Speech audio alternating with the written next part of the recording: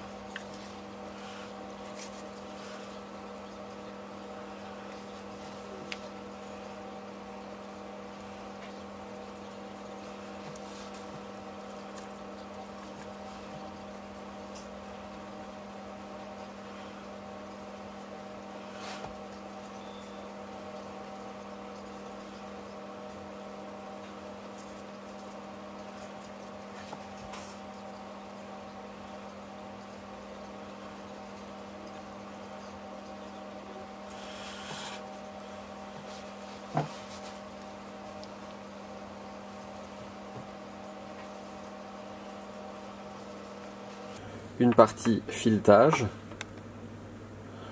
une partie résistance et une partie filetage, marquage. Et donc on va s'en servir pour marquer le cuir de cette façon-là. Ça se met sur le manche. Vous avez ici par exemple un fer qui sert à déposer la cire sur les tranches d'une pièce de cuir.